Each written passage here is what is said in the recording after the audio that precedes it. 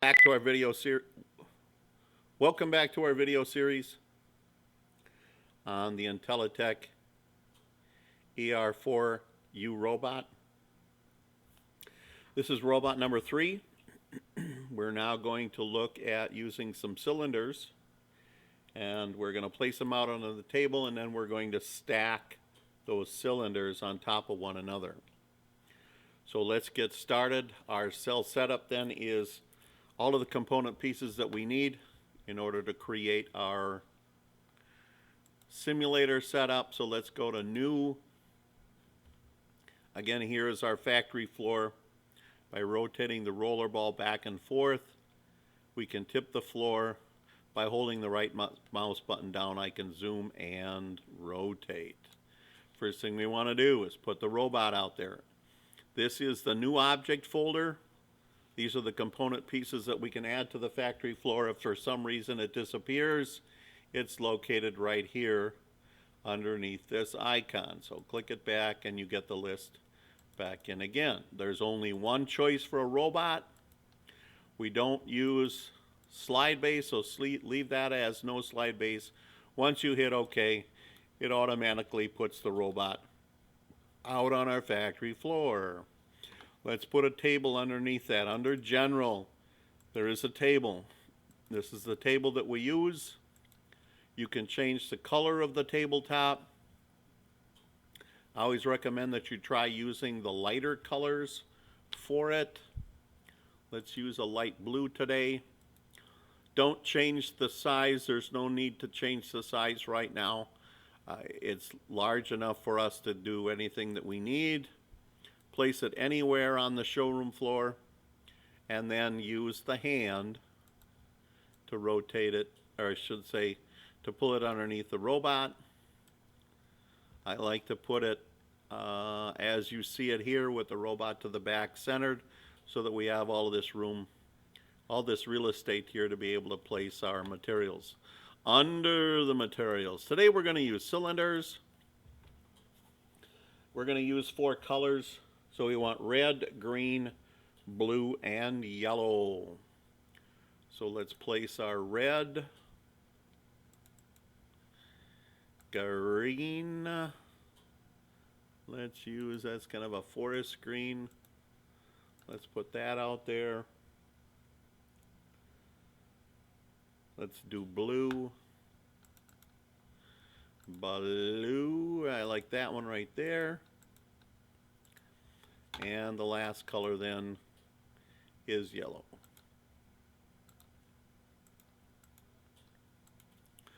Always try to use, whenever we're stacking, use 4 or 5, or make sure that every one is a distinct color, because if you try to stack 2 cubes of the same color, this program isn't really designed for that, so they might get lost with one another. So by using as different colors as possible, then we can stack them real nice. Each one of these has a position. On the handout I've given you, double snap, go get the position for each one of those. Our number 1, which is red, is sitting at 300, negative 200. Our green cube is at 300, negative 100. Our blue cube is sitting at 300, 0. And our yellow cube is sitting at 300, 100. All right. That's all there is necessary for this one. Make sure when you're saving, I recommend you save it to the desktop so that's easily achieved or retrieved. Robot number 3. And then hit save. Also, I recommend that you not close out this program, so in case there is a problem, that we can instantly go and retrieve it, check it out, and then resave it. But that's all there's necessary for robot number 3. So let's go get RoboCell and begin to program. RoboCell, file new, and let's go get the 3D picture. Let's import it. Import it from the desktop. Robot number 3. And then let's move it over here to the other side. Zoom in if you like. I always like to zoom in because it's a little easier for me to see things. Again, one thing that we didn't mention as we started this series, under the options category, it should come up under simulator all the time. Just make sure that that's done. The online would be, if you're using the real robot, you'd want to make sure that you've selected the online. At this particular case, we're going to use this, and since we are professional robot programmers, you always want to pick Pro. That allows us to expand our teaching box to teach the positions that we want. Otherwise, you can't do that if you don't click on Pro. Always, always, always, the first thing we're going to do is create the home position, and our home position is position number 99. The numbers for that: 1300330. Please put this to memory, -90, and hit teach. Use the go linear command to add that to our program, position 99. Open the grep. These are the first 2 moves that we do all the time, and then you can run a single cycle and then watch that occur. Where do you find these? In the RoboCell toolbar. You'll have a single line, single cycle, and continuous run. Continuous run will continue this thing over and over and over and over and over. By putting the blue line at the top, you get that response. Also, under the run menu, you'll find those same commands: single, single cycle, continuous, or if so, I guess I don't have never used these with the F6, 7, and 8, and 9 corresponding to those, and the F9 being the stop button. All right, so we are going to take now, and the idea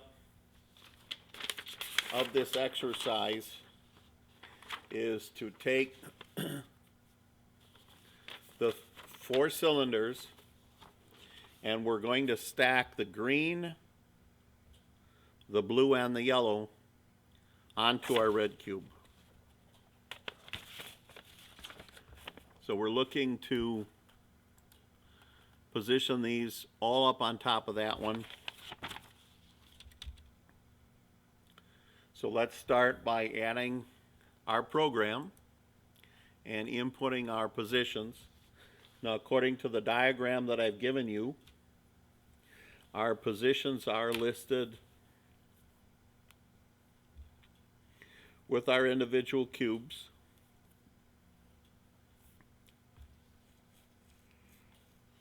Now, I've gotten away from the style of using position 1 and 12. I'm sorry, 1 and 11, 2, 12, 3, 13, 3, 14, because it's just easy enough to be able to record each one of these positions. So for our red cube, if we needed to use that red cube, we're going to head then and add our position number 1. So position number 1 for our red cube then would be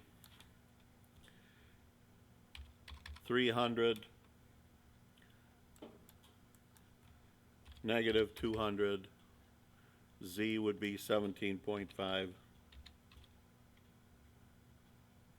-90, and then hit teach. Now, I'd kind of like to do positions 1 through 4 right away, because then I can get these 4 out of the way, and since they're all in the same position, one of the things that I want you to realize that is when I place a cylinder on top of this, remember that the distance from the top of the bottom of the cylinder is 40 millimeters. So we can use that then, so that when we take our 17.5, we can add the 40 millimeters to that and end up with 57.5. So in position 2, all I have to do is change the Z to 57.5. Our third cube, let's add 40 to this. Third position then, position number 3 would be add the 40. So now we have 97.5.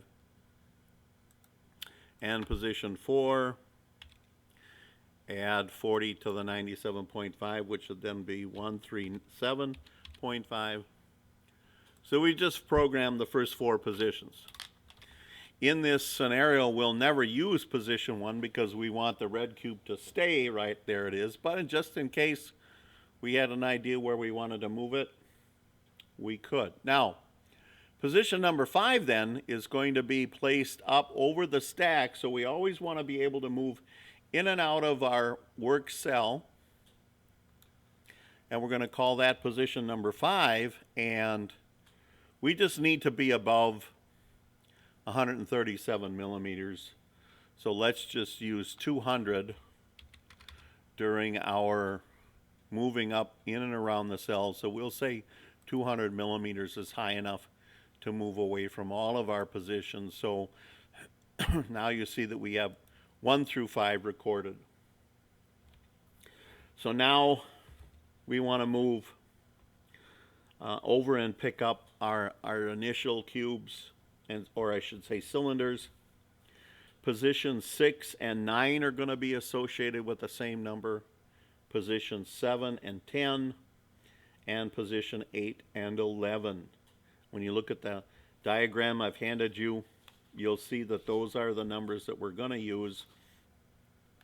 So let's create those. So position number 9, I'll start there. This then is 300, negative 100, which is the position right now where our green cube is. Since this is the position at the table, it's going to be 17.5. And we'll leave these numbers the same. Since it's a cube, we really don't have any sharp edges to grab, so we'll pick OK. Position 6 is associated with that according to the diagram, so all we need to do then is change the 200. 7 and 10 are associated. 10 will be 300. The blue cube then was at 0. And since it's at the table, 17.5 and teach. 7 is associated with that. 7 is at the 200, and then teach. So you can see then that as I look at the list, they're all beginning to add up in there.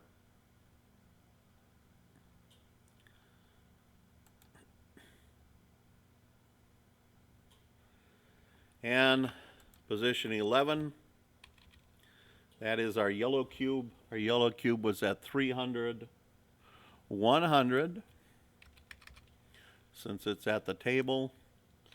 17.5, hit teach, and now the position over the top of that is 8, and we'll change this to 200, and then teach. Okay, so these are all the positions that we need. So let's start adding to our list. And we want to move our green cube first. We want to move our green cube onto the red one. Now the red one, remember, is sitting at 17.5. We call that out position 1. So we want to move that to position 2. So looking at my diagram, I'm going to want to go from my home position to position 6 to 9. We'll want to close the grip. Back to 6 to 5 and then the 2. So let's see if that works. So again, safety reasons, we always want to go in and out the cell. If I look at the page that I've handed you, 6 and 9 go together. So let's put the blue line here at number 3. So the first place we want to move is position 6. So let's run a single cycle and let's just make sure then that under the single line, that's where we went, and indeed we do. So number 9 is picking that up at that position because those two are associated to one another. Let's use a single line. There it is. All right, so what do we got to do? Got to be able to grab the cube so we can move it so it's a closed grip. Watch it do that. All right. So which numbers do we have to go to? So we are going to go back to 6 to 5 to 2. So 6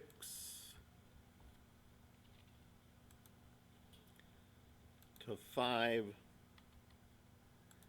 to 2. And let's make that work. So we've closed the grip already. So let's go single cycle now with those 3. So it should pick it up. Moves it over the stack.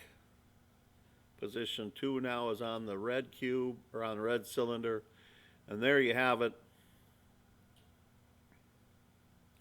So let's go back and now get the blue cube. So the blue cube is over here. So we make sure we leave it. Remember to open the grip. So now, what are our numbers?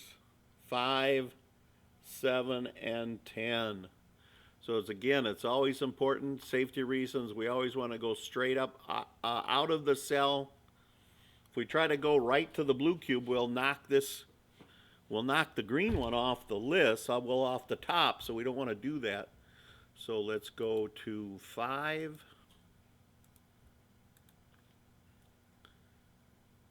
To 7. Now 7 is over the top of 10. Now again, you can put the numbers directly in there or you can choose them from the list. Let's go to number 10. You can see I can do it both ways. So let's make that happen. So let's do a single cycle for those 3.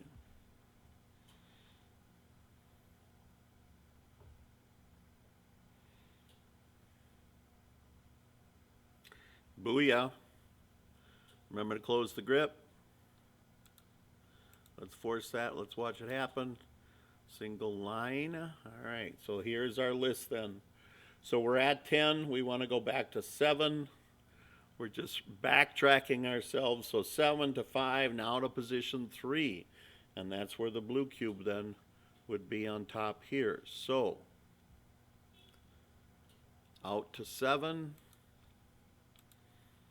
Retracing our steps to 5. We'll use position 5 a lot. And now, since it's the third cube, let's put it at position 3. And let's watch this happen. So we've got the grip closed, so let's do single cycle now, 7, 5, 3. Let's watch that happen. So there's 7, 5, and we did 3 at the beginning. Okay, there you go. Let's open that grip. Let's leave it there. So do a single line. So now how do we get the yellow cube? Well, again, back to 5, which gets us up out the top. As I look at my drawing, 8 and 11. So back to 5. Otherwise, we'll knock the cube off or the cylinder off that stack. So let's get up over the top of it. So let's leave it there. And now let's go get the yellow cube. So we have position 8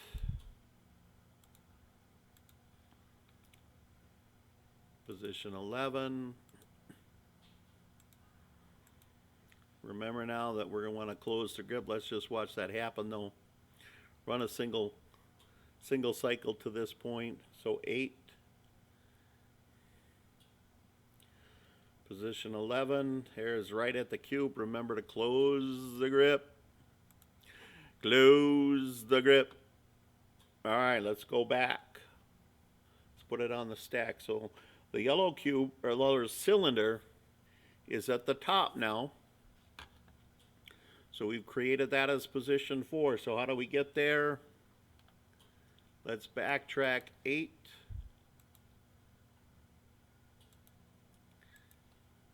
That should pick it up.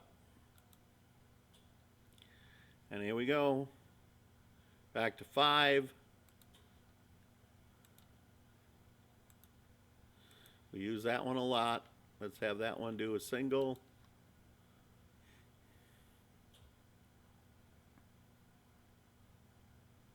Let's put it down.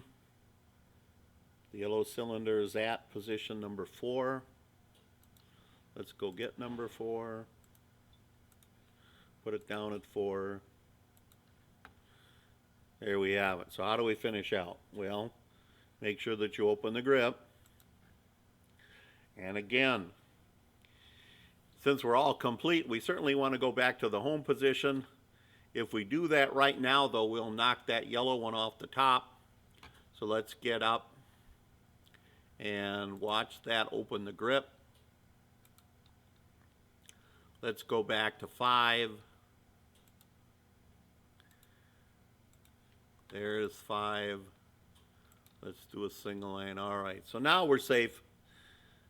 We're up out of the cell. Go to position 99. And then close the grip. I always like to watch these work singular so I don't, if I'm making a mistake, I catch it right away. And there you have it. So, just to make sure though that we can do this through the whole process, up here in the 3D image, when you hit this little box up here in the left-hand corner, that'll reset the whole cell. Let me just massage this a little bit so we can visually get in here and see what's going on. That looks good. Okay, so let's put the blue line at the top and run a single cycle one time through, and then let's see what happens.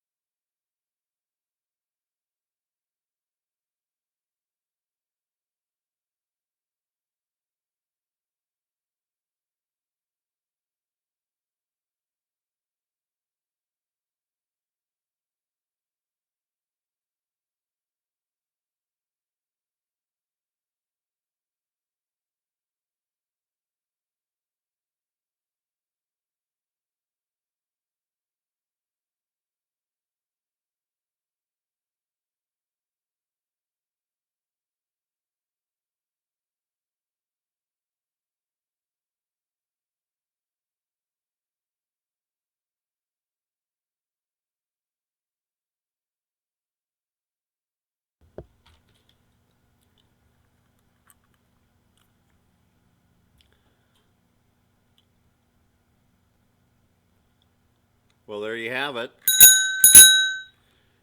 Let's ring the bell. So it worked out perfectly. The last thing I want you to do then is to be able to put your name on the program. And to do that, we're going to use the remark command. When you hit the program flow, you'll lose your image. That's okay, because we're all done with it already. Use the RE line, which is a remark. Anytime you add a remark to the line, to the program line, it does not change the program at all. The robot doesn't see it. It's just there for clarification. So put your name. I kind of like them in all caps, so I better do that then.